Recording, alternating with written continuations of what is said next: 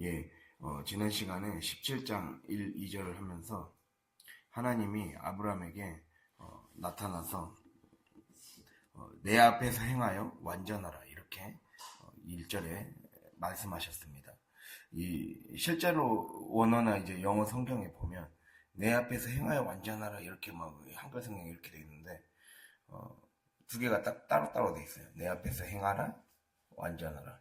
그래서 이거는 풀이하면 동행과 완전함을 요구하거든요. 근데 결국에는 하나님이 요구하시는 거는 완전함에 포커스가 맞춰져 있습니다.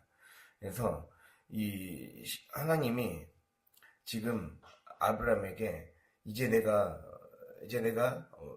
약속을 성취하고자 한다. 약속을 이루고자 한다.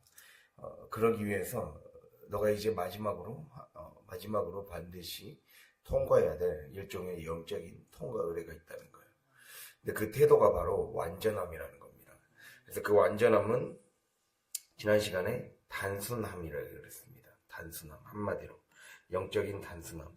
단순함이란 건 하나님 앞에 온전히 초점이 맞춰진 상태입니다. 이 복잡하게 하나님 외에 다른 것들로 채워졌던 우리의 마음들이, 나의 마음이 하나님으로 완전히 시선이 고정되는 시간들, 그 시간들이 요구된다는 거죠. 그럼 이제 그 다음 질문이 뭔가라고 했을 때, 완전함은 그럼 어떻게 해야 완전해질 수 있는가? 그 행동을 지금, 완전함의 행동이 어디에서부터 시작되는가? 거기에 그 질문, 그 구체적인 행위가 바로 3절의 엎드림으로 나타나고 있어요. 아브라함이 엎드렸더니 하나님이 그에게 또 말씀하여 이르시되 라는 거죠. 이 엎드림에 대해서 오늘은 좀 살펴보고자 합니다. 그래서 오늘 말씀이 이렇게 진행되거든요.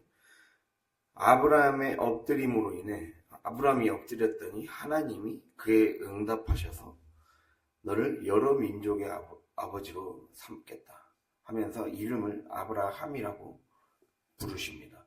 이것이 오늘의 말씀의 순서입니다. 먼저 엎드림을 보자면요.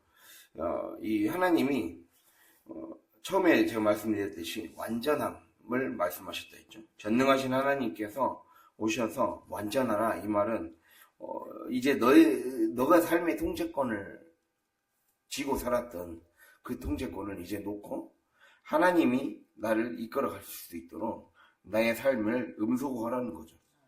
그것을 주님이 우리에게 지금 말씀하고 있습니다. 그러니까 우리가 엎드림의 반대, 뭔가를 엎드린다라는 것의 반대는 꼿꼿이 허리를 펴고 서 있는다라는 이미지겠죠. 우리가 마치 이제 16장에서 자기 육체적인 방법으로, 육신적인 방법으로 그 약속, 하나님의 약속이 늦어진다고 생각하자 자기만의 방법으로 그 약속을 이루기 위해 하갈을 이제 첩으로 취했고, 하갈을 통해서 아들을 낳게 되었고, 그 아들 이스마엘이면 되겠다고 생각했던 어리석은 생각으로 살다가 13년이 지났어요. 그러나 그 13년의 그 시간 동안 하나님이 이제 다뤄가시면서, 영적으로 다뤄가시면서 그를 훈련시켜 가기 시작했다는 겁니다. 그 시간 동안, 그 13년의 시간은 물론 다듬어져가는 시간도 있었지만 결국에는 내 높이를 유지했던 시간이었어요. 내 자아가 꼿꼿이 서 있던 시간. 그런 시간이라고 할 수가 있죠. 내 계산과 그리고 아브라함과 사레 그 부부가 취했던 방법, 육체의 방법으로 뭔가를 생산해내려고 했던 태도. 우리가 지난 시간에 저번에도 제가 말씀드렸듯이 결국에는 하나님이 원하시는 방법은 성령으로 우리 안에 성령이 오셔서 성령의 방법으로 잉태되어서 영적인 자녀들을 출산하는 것, 영적인 것들을 생산해내는 것, 잉태시켜서 해산시키는 것. 그것이 하나님이 원하시는 방식인데, 우리가 늘 이걸 생각해야 돼요. 신앙생활은 하나님이 약속하신 것을 하나님이 원하는 방식과 하나님이 원하는 때에 그 방식대로 하나님이 이루어 가신다. 이것을 우리가 꼭 잊지 말아야 한다는 것입니다. 그래서 결국에는 이렇게 자기만의 육신적인 방법으로 꼿꼿이 서 있었어요. 버텼어요. 그래서 그렇게 서 있었지만 결국에는 무너져 버리고 말았던 시간이었습니다. 그렇게 포기한 시간. 이제 나를 포기하고 이제 하나님이 완전히 나타나서 전능하신 하나님을 만나자 결국에는 이제 아브라함이 완전히 엎드리게 되었다는 겁니다. 이제 변명하지 않아요. 자기 변명을 하지 않고 자기 상황과 자기 핑계와 합리화를 달지 않았다는 거죠. 그래서 보면 엎드리다라는 말 속에는 어떤 뜻이 들어있냐면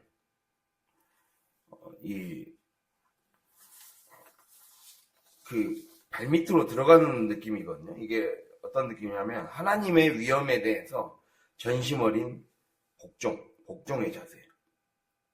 복종의 자세입니다. 그래서 엎드리다라는 말의 어원은 쓰러지다, 넘어지다 이런 뜻에서 나온 파생어인데 우리가 여기서 이걸 알 수 있거든요. 엎드리다는 예배하다의 그 기본 언어가 되는 언어인데 이게 예배는 일종의 자세로 나타난다는 거예요. 우리의 삶에 예배는 자세로 나타난다. 그 자세는 뭐겠어요? 내가 복종하는 자세로 나타난다는 거예요. 복종하는 자세. 내가 복종한다는 거는 영어로 submission이라고 그러거든요. submission. 내가 누구 밑에 들어가는 거예요. 발 밑에 들어가는 걸 복종이라고 해요. 내가 발 밑에 들어가는 거. 발 밑에 들어간다는 거는 결국에는 내가 나를 낮추는 태도죠. 내가 나를 낮춤으로써 내가 더 영적인 완전함에 이르기 위해 철저하게 나를 분리시키고 해체시키는 과정이라는 거예요. 그거를 주님이 우리에게 얘기하고 있어요. 그러니까 내가 아브라함이 되려면, 아브라함은 고귀하고 존귀한 아버지라는 뜻이거든요. 근데 아브라함은 많은 민족의 아버지 이런 뜻이에요. 많은 민족, 여러 민족의 아버지. 그러니까 단순히 그냥 나 하나 그리고 내 주변 자녀 하나 존귀하고 보배롭고 고귀한 어떤 내 주변 바운더리 한계 안에서만 좋고 끝나는 것이 아니라 여러 사람들에게 축복의 통로가 되게 하는 그러한 비전을 하나님이 주고 싶으시겠다는 거죠. 그걸 하려면 내가 먼저 엎드려졌다는 거예요. 그럼 우리가 이걸 생각을 해야 돼요. 아까 예배는 자세로 먼저 나타난다. 내 몸의 자세에서부터 내가 삶을 취하는 자세, 그러니까 예배 자체가 이미 엎드려서 하나님께 경배하는 태도잖아요. 엎드려서 기도를 하고 우리가 두 손을 모으고 무릎을 꿇고 손을 들고 주님을 찬양하고 예배를 하고 기도를 한단 말이에요.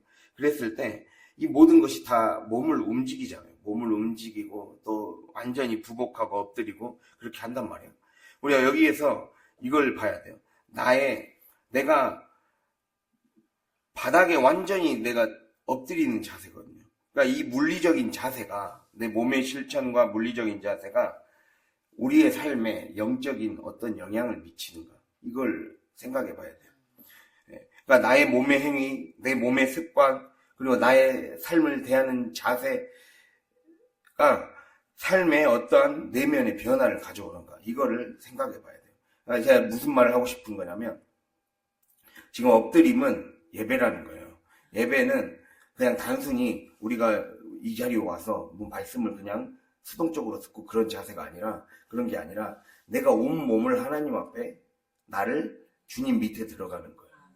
주님의 발밑에 완전히 엎어지는 거라는 거예요. 그러면 우리가 여기에서 더 심화시켜서 질문을 해보자는 거예요. 그게 무엇이냐? 내가 내 삶에서 내가 하나님 앞에 부복하는 자세라는 게 무엇일까? 하나님 앞에 엎드리는 자세라는 게 무엇일까라는 거예요. 그래서 그것이 내 영적으로 어떠한 영향을 미치는가를 봐야 된다는 거예요. 그랬을 때 이 몸은 우리의 삶의 몸의 영성, 몸의 신앙, 내 몸의 자세로 드리는 그 신앙은 세 가지 차원으로 우리가 변화된다는 거예요. 하나는 음소거입니다. 음소거. 또 다른 말로 비움이라 할 수가 있어요. 예, 비움. 우리가 엎드릴 때 땅에 입이 닿게 되잖아요. 먼지에 땅에 입이 닿고 먼지만 자기의 혀에 닿게 돼요. 모든 것이 막히죠. 그러니까 한마디로 이제 내 입을 막는다는 거예요. 완전히 내 입을 막게 돼요. 그러면 이제 더 이상 이 말은 영적으로 무슨 의미를 가질까요?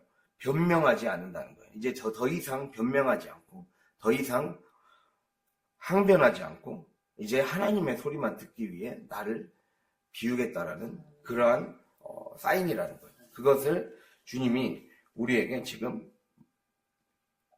말씀을 하고 있다는 겁니다.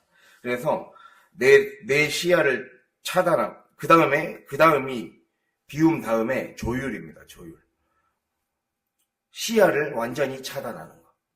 그러니까 처음에 음소거가 됐으면 그 다음이 시야가 차단되는 거예요. 그러니까 소리의 차단, 그 다음에 시야의 차단. 시야의 차단을 통해서 이제 하나님과 조율해가는 단계라는 거예요. 그래서 우리가 그걸 생각해 봐야 돼요. 두 발로 꼿꼿이 서 있을 때는, 내가 두 발로 서서 딱 세상을 봤을 때는 세상의 문제들, 세상의 위협들이 끊임없이 내 삶의 눈에 들어와요. 그래서 이것저것 잘 보이니까 마음이 불안해져요. 그런데 시야를 차단하고 하나님께 완전히 바닥에 엎드려 버리면 땅의 흙밖에 안 보이죠. 땅의 흙밖에 안 보여요. 즉 내 눈높이에서 상황을 해결했던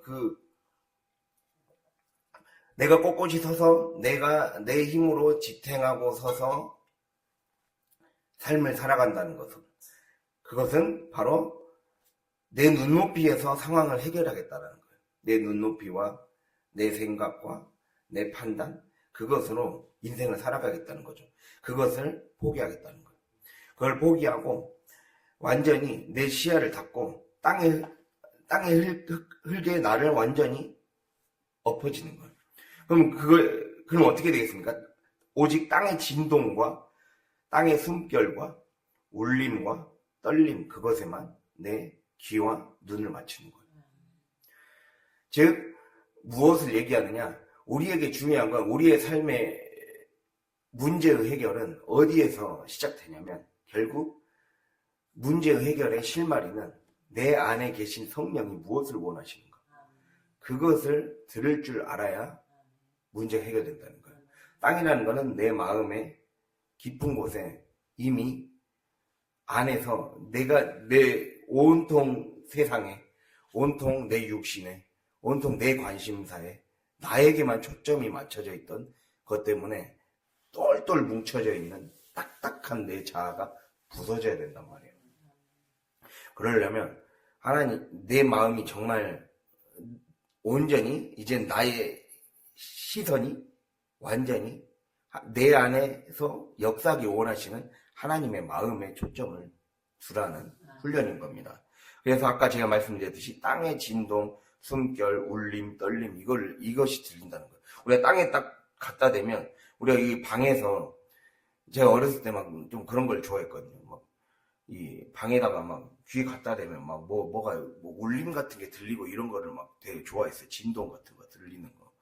이게, 하나님은요, 하나님의 음성을 듣는다는 거는 미세한 하나님의 그 숨결이나 떨림을 느끼는 거예요. 하나님은 막, 성현아, 막 이렇게 하는 게 아니라, 내 마음이 고요해지고, 내가 시선을 엄한 데다 두지 않을 때, 세미한 소리로 온다 했어요. 세미한 소리.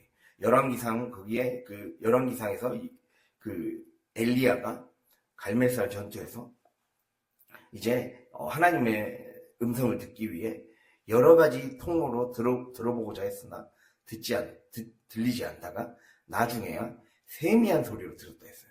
세미한 소리라는 거는 원어의 침묵의 소리라는 거예요. 내가 침묵해야 그 소리가 들리는 거예요. 그래서 들릴 듯 말 듯. 그러니까 침묵의 형태로 온다는 거예요. 침묵의 형태로 온다는 건 내 소리가 줄여지고 내 시야가 엉뚱한데 시선이 가 있으면 하나님의 소리를 들을 수 없다는 거죠. 그래서 그렇게 미세한 떨림으로 하나님 앞에 오고 하나님이 우리의 삶에 오시고 말씀하신다는 거죠. 그래서 결국에는 우리의 삶에서 예배의 자세로 살아간다, 엎드림의 자세로 살아간다는 것은 결국 내 삶의 음소거와 그리고 하나님께 조율하기 위한 그 훈련을 해야 된다는 거예요. 세상의 귀를 닫고 세상의 시야를 닫고 하나님께 온전히 기울이는 훈련이 되어야 된다는 거예요. 그래서 이렇게 시야를 스스로 닫으면 그 다음에는 이제 처음에 아까 뭐라 말씀드렸습니까? 먼저 나를 비우는 음소거, 그리고 그 다음에 시야를 차단해요. 이제는 내 몸에 힘을 빼는 거예요. 내 근육에 힘을 빼는 거예요. 이 몸으로 나아가는 거죠. 내 몸을 지탱하던 근육에 힘을 빼고 대지에 내 몸을 그대로 툭 내어 맡겨야 엎드려질 수 있어요. 땅에 내 몸을 완전히 내어 맡겨야. 즉, 내 삶의 지분, 통제권, 내 삶의 지분은 지금까지는 내가 100% 내 지분, 내가 인생의 주인이었어요. 그래서 그 지분을 다 챙기려고 했고, 그렇게 살아왔지만, 이제는 그런 삶이 아니라는 거죠. 나에게는 지분이 없습니다. 통제권은 하나님께 있습니다. 이거를 하나님 앞에 완전히 그냥 두 손 두 발 들고 나오는 거죠. 백기투항하는 거예요, 한마디로. 나에게 권리가 없습니다. 결국에는 비움, 그리고 그 다음에 하나님께 나아가기 위해서 조율해 나가는 거예요. 주님께 완전히 딱 조율, 그 주파수를 맞춰가는 단계죠. 그러니까 하나님과 주파수가 맞으려면 먼저 내가 줄여야 돼요. 내 소리를 줄여야 되고, 그리고 내 시야가 하나님께로 고정되기 위해 내 시야를 차단시켜야 되고, 그리고 더 나아가서 내 힘을 빼야 돼요. 그래야 하나님의 것으로 채워져서 주파수가 하나님으로 완전히 바뀔 수 있다는 거죠. 즉 세상의 압력, 이거를 내 인간적인 힘으로 맞서던 방식을 포기한다라는 의미입니다. 이게 예배의 자세라는 거죠. 예배자의 자세, 우리가 삶의 예배에서 승리하고자 하는 기본 자세는 엎드림이라는 거예요. 엎드림. 나를 음소거하고, 그리고 완전히 비워내서 그 다음에 하나님 앞에 온전히 조율해 나가는 그런 관계를 통해 오직 주님의 것으로만 채워나가는 거죠. 그래서 우리는 그렇게 세상의 소리가 차단된 가장 낮은 자리에서 오직 진동하는 하나님의 숨결에만 내 심령에 울림과 떨림을 맞추는 조율의 훈련을 반드시 해야 됩니다. 그렇게 해야 이제 내 인생의 배터리가 하나님으로만 딱 채워질 수 있다는 거예요. 그것을 우리가 기억해야 됩니다. 그렇게 내 힘을 포기할 때 영적으로 가장 강력한 주파수가 잡혀질 수 있다는 거예요. 그래서 아까 결국에는 그래서 내가 신앙생활을 잘하려면 자세를 잘 취해야 되구나. 그거를 우리가 알 수 있게 된다는 거예요. 자세라는 걸 사전에서 찾아보면요. 국어사전에서 찾아보면 몸을 지탱하고 위치시키는 것을 자세라 그래요. 제가 또 찾아봤죠. 지탱은 무엇인가? 오래 버티고 배겨내는 거를 지탱이라 그래요. 오래 버티고 배겨내는 거. 자, 우리가 내 힘으로 버티고 살아가려고 하면 세상과 마귀는 나를 계속 밀고 들어와서 넘어뜨리려고 할 거예요. 그러겠죠? 그런데 내가 하나님 앞에 완전히 엎드려 버리면 영적으로는 세상 사람들은 이렇게 얘기하죠. 절대 포기하지 말고 꿋꿋이 버텨서 서 있어라. 그렇게 말을 하죠. 그런데 영적으로는 서 있으면 죽어요. 서 있으면 언젠가는 무너지게 돼 있어요. 영적으로는 내가 엎드려져야 돼요. 내가 엎드려져야 이 마귀의 압력에 쓰러지지 않고 하나님의 발밑에 들어가는 거예요. 내가 하나님의 발밑에 들어가기 때문에 하나님이 지켜주시는 거예요. 그러한 삶이 된다는 거예요. 그러니까 우리가 세상의 유혹과 압력 앞에서 쉽게 무너지는 이유는 내 힘으로 꼿꼿이 자꾸 서려고, 내 힘으로, 내 고집으로 기어이 서고 지탱하려고 하기 때문에, 그 자세부터가 잘못됐기 때문이라는 거예요.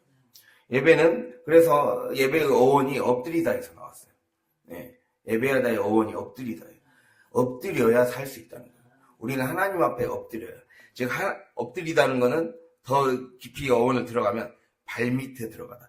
하나님의 발밑에 들어가는 거예요. 그래야 살 수 있다는 거예요. 그래서 그렇게 내 힘으로 꼿꼿이 서서 지탱하려고 자꾸 지탱하고 버티려고 하기 때문에 세상적인 방식으로 버티려고 하기 때문에 진다는 거예요. 그게 아니라 처음부터 하나님의 발밑에 들어가서 주님이 뭐라고 말씀하시는가를 가장 잘 들을 수 있는 것이 내가 엎어지고 내가 엄한데 보지 않고 하나님의 소리에만 딱 귀를 기울이는 거예요. 그럴 때 살 수 있다는 겁니다. 그래서 우리는 창조주의 발밑에 내 몸을 완전히 엎드릴 때 세속의 어떤 거센 압력에도 세속과 육신과 마귀 이 세 가지 항상 기억해야 돼요. 세속과 육신과 마귀에 놀아나지 않는다는 거예요. 그 압력에 지지 않는다는 거예요. 쓰러지지 않는다는 거죠. 그래서 그렇게 해야 오히려 더 굽히지 않고 배겨낼 수 있는 초자연적인 은총의 힘을, 은혜의 힘을 얻게 된다는 거예요. 그렇게 되어야 세상에서 세상의 세속의 중력에 무너지지 않고 오히려 은혜의 부력으로 날아오를 수가 있게 됩니다. 우리가 이거를 반드시 기억할 수 있길 바랍니다. 그래서 이렇게 이 자세의 문제. 나는 그래도 우리가 묵상을 해봐야 돼요. 내 몸의 위치와 방향을 나는 위치를 어디다 두고 살아가고 있는가? 나는 하나님 앞에 얼마나 엎드리고 있는가? 삶을 어떤 자세로 살아가고 있는가? 예배를 드렸는데 말씀은 듣는데 말씀 듣고 다시 이 문을 열고 집으로 가고 삶으로 가면 또 내 판단과 내 힘과 내가 주인 되어 살아가고 있지는 않은가? 그것을 반드시 봐야 된다는 거예요. 그래서 이 자꾸 세상적인 방식으로 내 힘으로 버티고 살아가려고 하면 결국에는 거대한 태풍이 오면 예를 들면 이 엄청 큰 나무가 있다고 했을 때 그 큰 나무가 아무리 큰 나무라도 거대한 태풍이 계속 불다 보면 결국에는 뿌리채 뽑히게 돼요. 힘으로 버티게 되는 그 나무들은 뿌리채 뽑히게 되고 허리가 부러지게 돼요. 나무가 두동강 날 수도 있어요. 그러나 오히려 거대한 태풍이 들 때 들풀 있잖아요. 들풀. 잡초는 안 쓰러져요. 네, 오히려 완전히 자기 몸을 땅에 하나님 앞에 완전히 밀착시킨 자. 그런 사람은 안 넘어져요. 그것을 주님이 우리에게 엎드림의 자세를 통해 이 아브라함의 엎드림의 자세를 통해 말씀해 주고 있다는 것. 이게 이 신앙생활의 기본은 엎드림이다라는 것을 주님이 우리에게 얘기하고 있습니다. 자기 힘으로 버티지 말고 자기 고집으로 버티지 말고 자기 생각으로 삶을 낭비하지 말고 하나님의 발밑에 들어가라. 그러면 우리가 살 수 있다는 것을 반드시 기억할 수 있길 바랍니다. 그렇게 내 힘으로 버티면 부러지게 됩니다. 세속을 온몸으로 맞받아치다가 부서지는 거예요. 그러나 창조주의 발밑에 나를 이동시키면 세상의 압력도 나를 피해갑니다. 하나님의 임재의 날개 아래 내가 보호되는 거예요. 우리가 이것을 반드시 기억해야 됩니다. 그래서 나를 파괴하는 세상의 힘에 무너지지 않기 위해 이제는 오히려 하나님 앞에 엎드리는 게 더 능동적이고 지혜로운 생존 전략이라는 거예요. 우리의 인생은 사느냐 죽느냐의 문제예요. 이런 유명한 그 말도 있죠. 햄릿 그 셰익스피어 영국의 유명한 작가 셰익스피어의 그 희곡 작품 햄릿의 사느냐 죽느냐 그것이 문제로다 라는 게 나오죠. 인생에 살고 죽는 것의 문제는 가장 중요한 인생의 문제예요. 우리 인생의 문제는 내가 좋아하고 말고가 중요한 게 아니에요. 이 길을 가면 내가 사느냐, 이걸 선택하면 내가 죽느냐. 사실 영적인 문제라는 거. 삶의 문제는 다 영적인 문제예요. 이것이 연결되어 있어요. 그래서 결국에는 가장 지혜로운 전략은 내가 하나님 앞에 온전히 엎드린 것이다.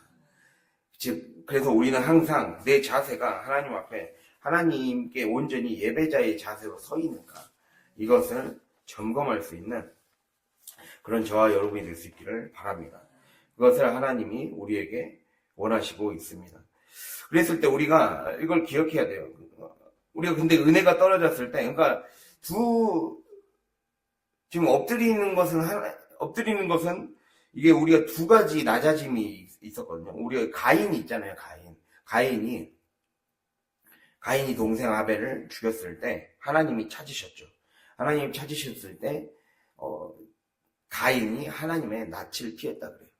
우리가 가만히 생각해 보면 엎드린다라는 것도 하나님의 얼굴을 보지 않는 건데, 누군가의 얼굴을 보지 않고 피하는 건데, 나는 겉으로 볼 때는 똑같아 보이잖아요. 그런데 아브라함의 엎드림은 하나님의 빛 앞에서 전적인 신뢰를 하는 거죠.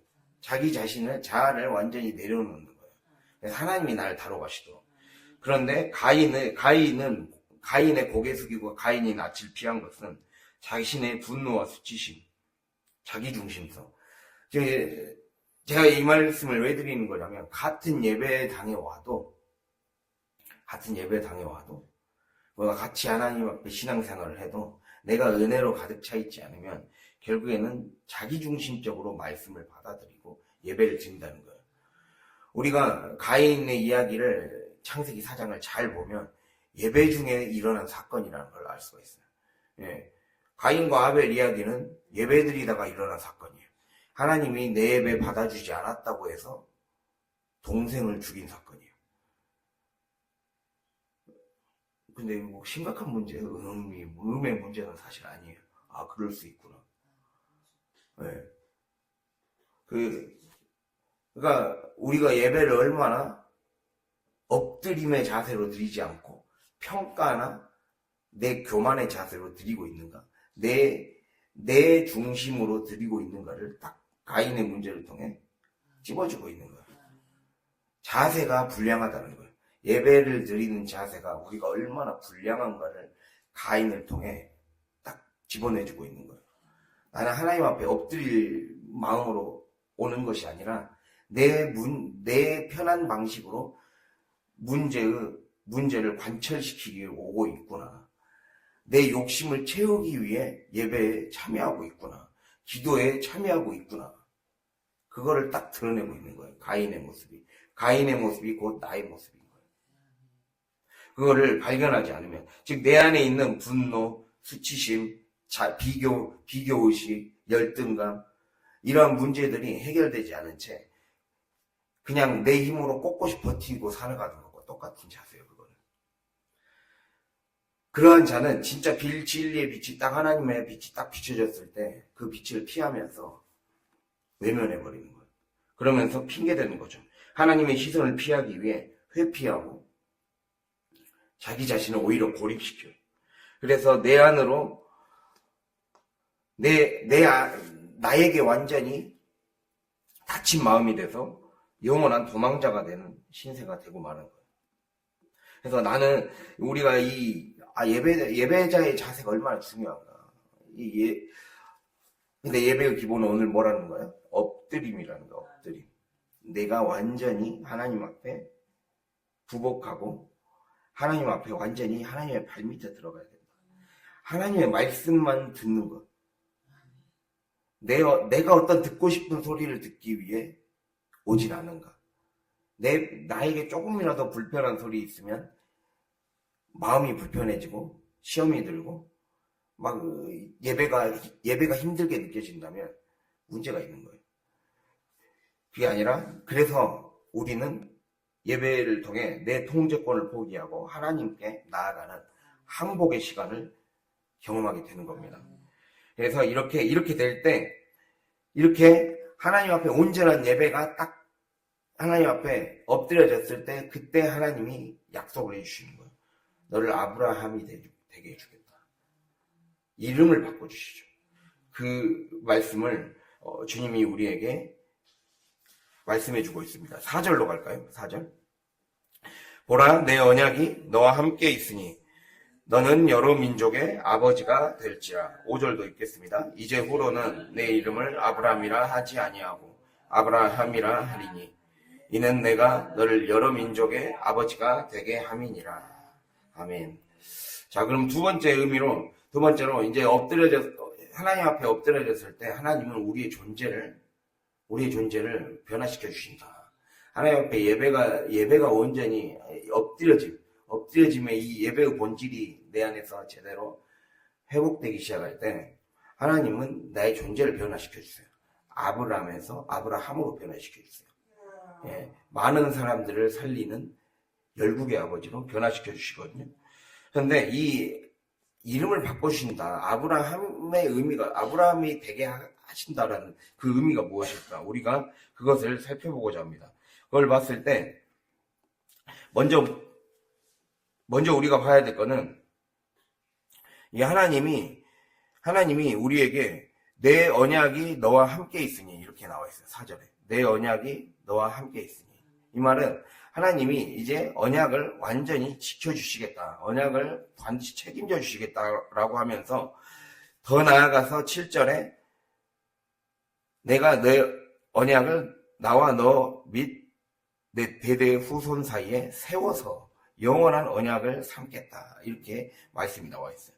이 말씀은 단순히 너만 지켜주게 할 게 아니라 이게 대와 대를 이어서 점점 더 언약이 전진하고 진화하고 성장할 거라는 것을 말하는 거예요. 그러니까 너에게서만 끝나는 게 아니라 너가 그 말씀을 붙잡으면 그것이 너의 후손 때에서는 더 그게 확장하고 성장할 거라는 거예요. 근데 이게 우리의 개인적으로 적용해 보자면 우리가 신앙을 내가 처음 하나님 만났을 때 신앙의 유년기 때 하나님이 주시고자 하는 약속과 내가 신앙의 청년기 때, 신앙의 노년기 때, 이때 하나님이 주고자 하는 약속과 응답의 스케일이 더 커질 거라는 거예요. 근데 내가 그것에 걸맞는 완전함이 되었을 때, 엎드림이 더 엎드리고 더 하나님 앞에 깊게 나아갔을 때, 그때 하나님이 우리에게 더 큰 언약과 더 큰 세계를 열어주시겠다는 거예요. 이게 7절에 나와 있는 말의 의미입니다. 세우겠다. 영원한 언약을 세우겠다. 이게 더 스케일을 확장시켜 주겠다는 의미거든요. 그 의미를 담고 있어요. 하나님이 우리에게 그만큼의 약속을 해주고 있어요. 그러니까 우리는 단순히 나의 어떤 하나의 기도 제목을 갖고 왔어요. 내 삶의 문제를 가지고. 한마디로 아브라함의 삶의 문제는 뭐였어요? 아들을 못 낳고 있었잖아요. 자기는 그냥 아들 하나 얻고 싶었던 것. 그게 삶의 전부였어요. 그러나 하나님은 더 확장시켜 주시죠. 너를 단순히 상속자 하나를 하게 하는 게 나의 뜻이 아니다. 여러 민족의 아버지가 되게 하겠다라는 거예요. 그럼 여러 민족의 아버지가 되게 하겠다라는 의미가 무엇인가? 두 가지로 볼 수가 있습니다. 12장 2절과 12장 3절이거든요. 12장 볼까요?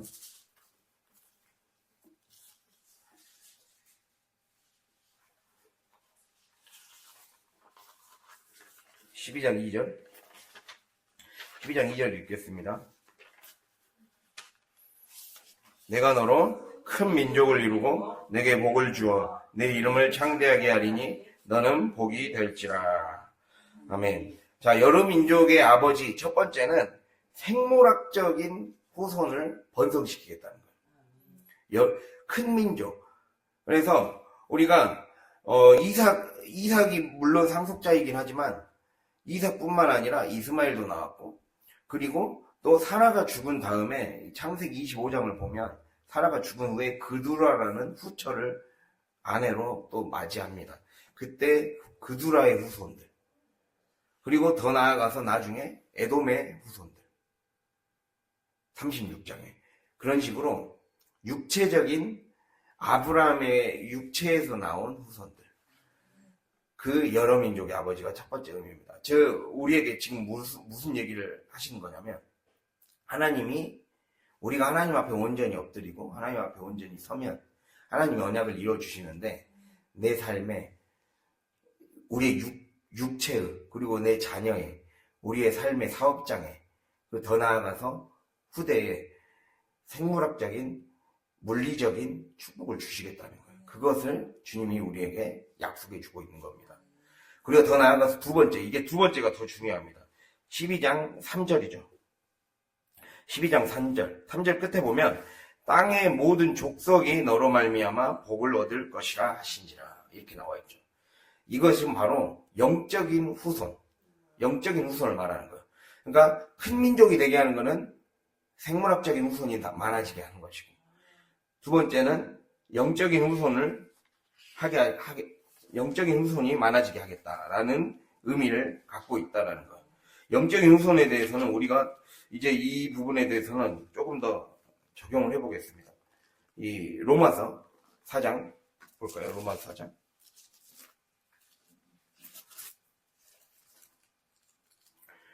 로마서 4장 16절에서 18절입니다. 신약성경 245페이지.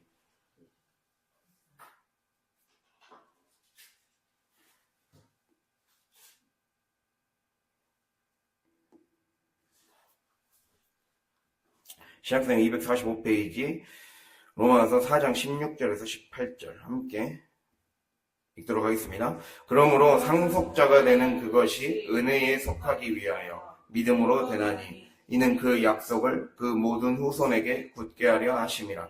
율법에 속한 자에게 뿐만 아니라 아브라함의 믿음에 속한 자에게도 그러하니 아브라함은 우리 모든 사람의 조상이라. 기록된 바 내가 너를 많은 민족의 조상으로 세웠다 하심과 같으니 그가 믿은 바 하나님은 죽은 자를 살리시며 없는 것을 있는 것으로 부르시는 이시니라. 아브라함이 바랄 수 없는 중에 바라고 믿었으니 이는 내 후손이 같으리라 하신 말씀대로 많은 민족의 조상이 되게 하려 하심이라. 아멘. 이 말씀을 통해 우리가 먼저 볼 수 있는 것은 이 16절에 나와 있죠. 율법에 속한 자. 율법에 속한 자가 혈통의 후손, 생물학적 후손, 이스라엘 백성을 상징하고, 그리고 아브라함의 믿음에 속한 자, 이게 바로 영적인 후손이라는 거예요. 영적인 후손은 이 예수 그리스도를 믿음으로 말미암아 예수 그리스도가 곧 아브라함의 영적인 씨라, 아브라함의 씨라는 것을 믿고 그 예수 그리스도를 믿음으로 말미암아 그 구원에 참여하는 자, 그래서 그러한 자들도 아브라함에게 약속했던 그 약속이 나의 약속이 된다는 거예요. 그것을 우리가 믿는 거예요. 우리의 믿음은 아브라함에게 했던 약속이 나의 약속이 되는 거거든요.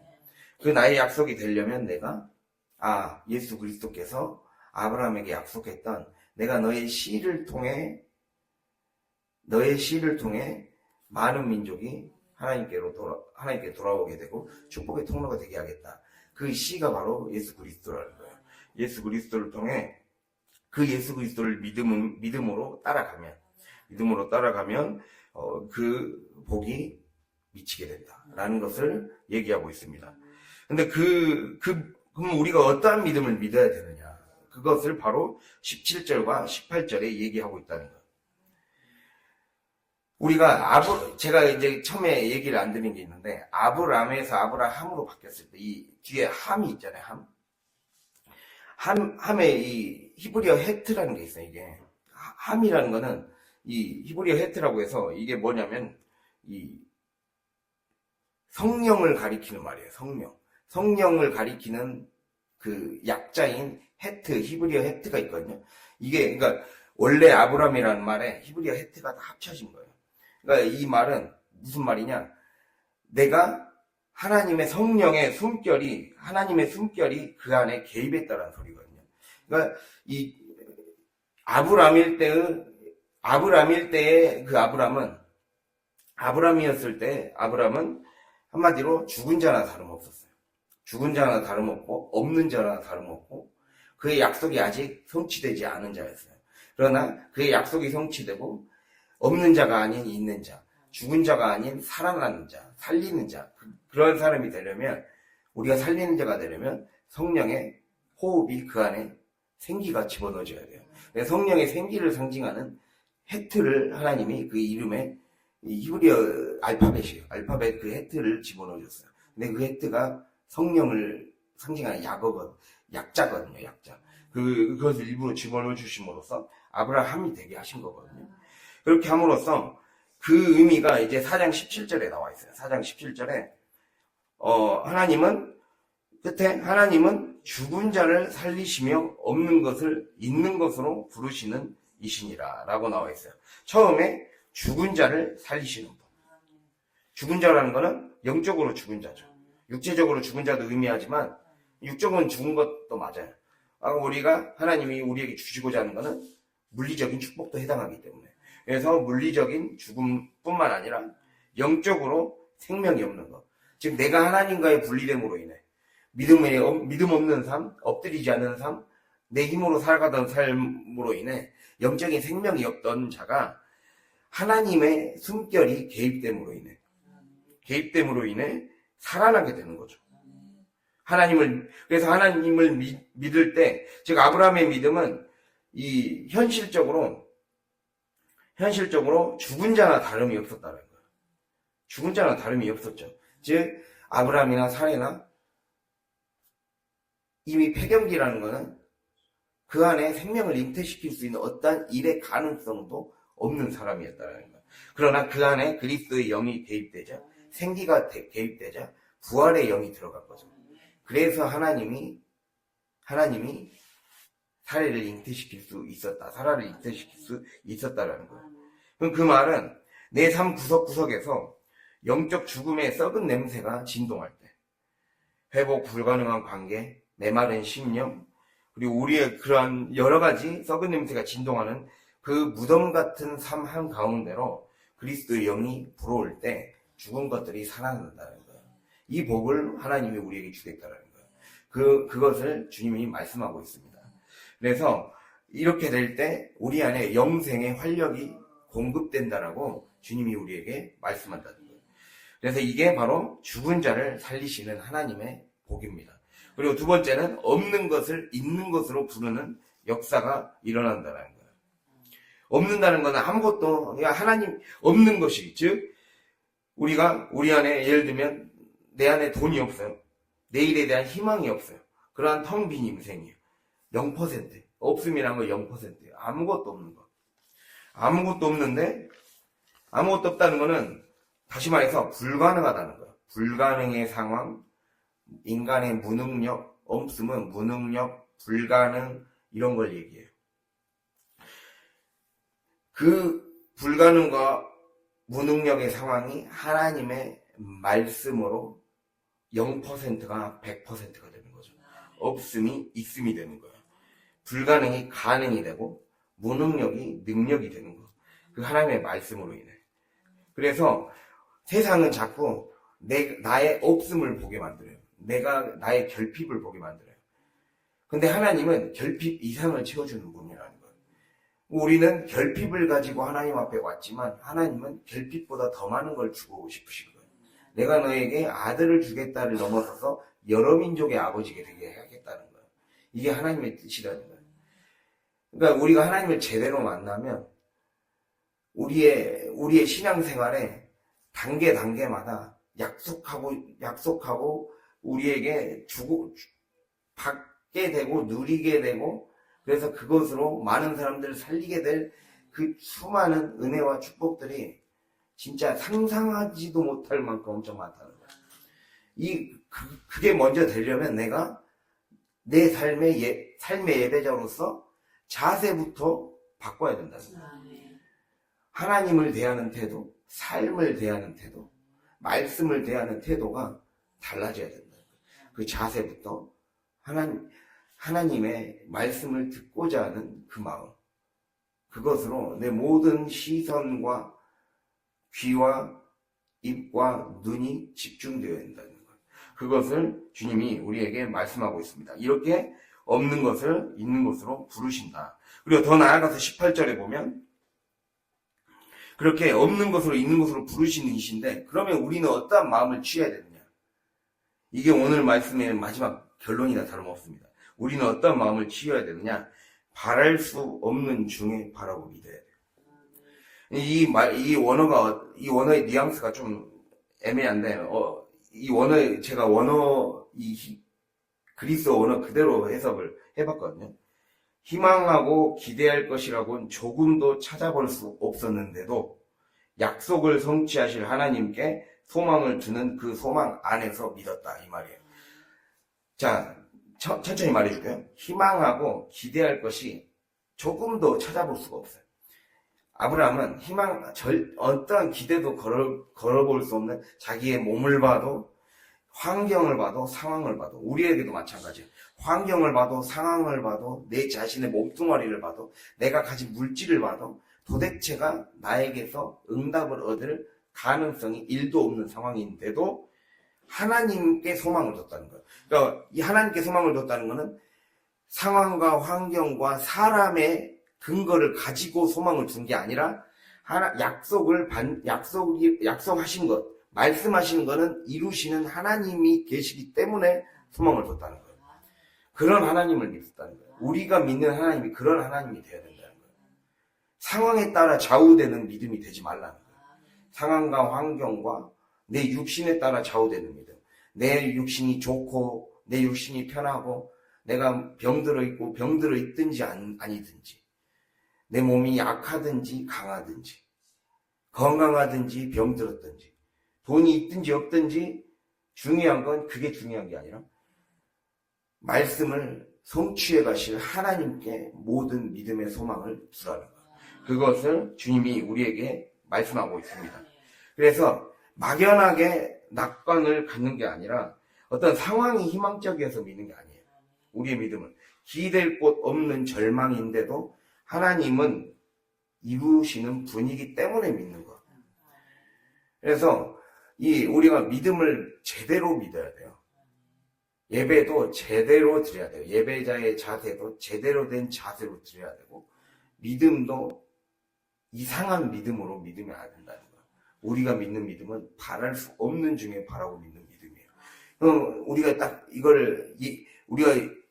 만약에 우리가 이걸 가지고 인생의 시험 문제를 낸다고 하면, 시험 문제를 치러야 된다고 하면, 하나님이 나에게 바랄 수 없는 중에 바라고 믿을 수밖에 없는 환경을 나에게 반드시 테스트를 하시겠구나.